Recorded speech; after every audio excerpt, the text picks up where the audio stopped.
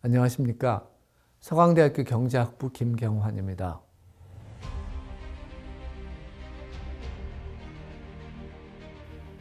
도시는 우리 모두가 살고 일하고 소비하고 여가를 즐기는 소중한 공간입니다.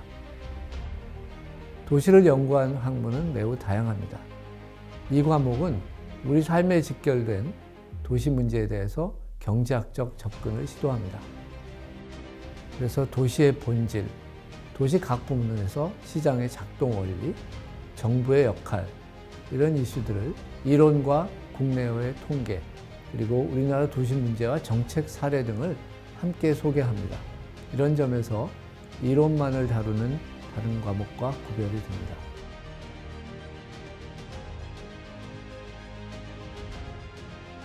하버드 대학의 글레이저 교수는 그의 저서 도시의 승리에서 인류의 가장 위대한 발명품인 도시가 어떻게 우리의 삶을 더 부유하고 더 똑똑하고 더 환경 친화적이고 더 건강하며 더 행복하게 만드는지를 설명하고 있습니다.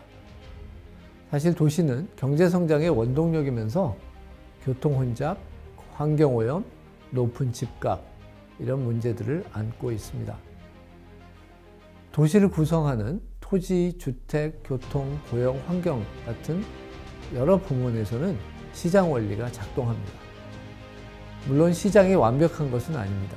그래서 때로는 정부의 적절한 개입이 효율성과 공평성을 높일 수 있습니다. 반면에 정부의 잘못된 개입은 의도하지 않은 문제를 일으키기도 합니다. 그래서 도시 각 부문에서 시장의 작동 원리와 정부 개입의 효과를 이해하는 것은 도시를 이해하는 데 있어서 매우 중요합니다. 지난 60년 동안 우리 경제는 눈부시게 성장했습니다. 그 과정에서 국민들의 절대 다수가 도시에 살게 되었습니다. 우리는 급격한 도시화의 도전에 효과적으로 대응한 모범 사례 중에 하나로 꼽힙니다. 지금 우리는 코로나 사태라는 또 하나의 위기를 맞고 있습니다. 이 팬데믹 상황이 얼마나 더 지속될지, 후에 또 재발될지에 따라서 상황이 달라질 수 있겠지만 도시의 본질은 아마도 변하지 않을 것입니다. 그리고 새로운 환경에 우리는 적응해 나갈 것으로 전망합니다. 우리가 살고 있는 도시들을 보다 안전하고 포용적이고 회복력 있고 지속 가능한 공간으로 만드는 것은 우리 국민 모두의 삶의 질을 높이고 나라 경제의 경쟁력을 한층 더 높이기 위한 중요한 과제입니다.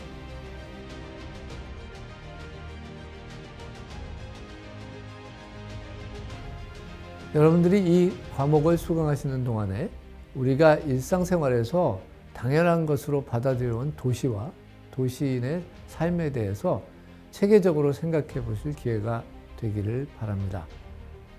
그리고 대도시 인구 집중, 부동산 가격, 이러한 논란의 소지가 있는 주제들에 대한 경제 이론과 데이터, 그리고 국내외 정책 사례를 통해서 평소에 갖고 계신 통상적인 견해와 경제학적 시각이 어떻게 다를 수 있는지도 살펴보시기 바랍니다.